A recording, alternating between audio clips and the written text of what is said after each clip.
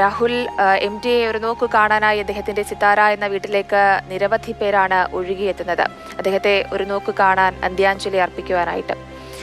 MD ഒരു വലിയ ശൂന്യത സമ്മാനിക്കുമ്പോൾ വലിയൊരു ചോദ്യചിഹ്നം തന്നെയാണ് മലയാള സാഹിത്യ ലോകത്ത് അദ്ദേഹത്തെ സ്നേഹിക്കുന്നവർക്ക് മുന്നിലുള്ളത്.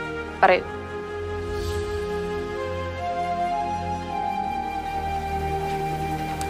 ജയലക്ഷ്മി, തീർച്ചയായും വലിയ ശൂന്യത തന്നെയാണ്, നികത്താൻ പറ്റാത്ത ശൂന്യതയാണ് സാഹിത്യ ലോകത്ത് മലയാള മേഖലയിൽ ഉണ്ടായിട്ടുള്ളത് എന്നത് തന്നെയാണ്. അദ്ദേഹത്തിൻ്റെ വസതി സിത്താര ഇപ്പോൾ മൂകമാണ്.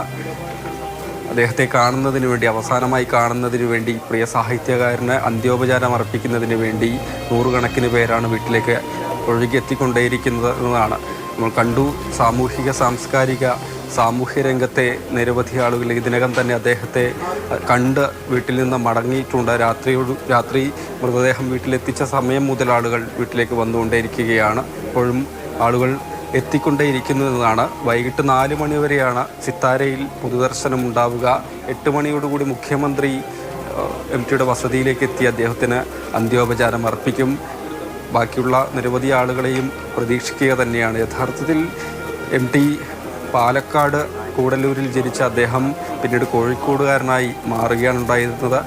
അദ്ദേഹത്തിൻ്റെ ജീവിതത്തിൻ്റെ സിംഹഭാഗവും ചിലവഴിച്ചത് കോഴിക്കോടാണ്. സാധാരണക്കാർ മുതൽ സർവ്വമേഖലയിലുമുള്ള ആളുകളുമായി ആ വിധത്തിലുള്ള അടുപ്പമൊക്കെയാണ് MTക്ക് ഉണ്ടായിരുന്നത്. അതുകൊണ്ട് കൂടുതൽ ആളുകൾ വരും.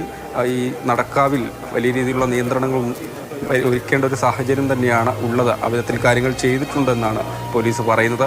മുഖ്യമന്ത്രി ഏതായാലും ഗസ്റ്റ് ഹൗസിൽ തന്നെയുണ്ട്, വെസ്റ്റ് ഹില്ലിൽ. അവിടെ നിന്ന് 8 മണിക്കാണ് കൃത്യം വീട്ടിലേക്ക് എത്തിച്ചേരുക എന്നത് തന്നെയാണ്.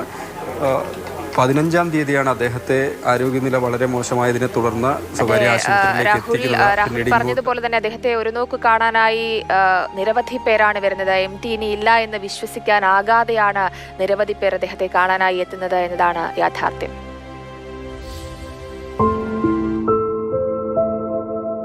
വയ്യ പാവക്കറകൾ മായാത്ത ഒരു തുണിത്തുണ്ട് പോലെ മനസ്സിനെ ഒരു മാളത്തിൽ ഒളിപ്പിച്ചു വയ്ക്കുന്നു.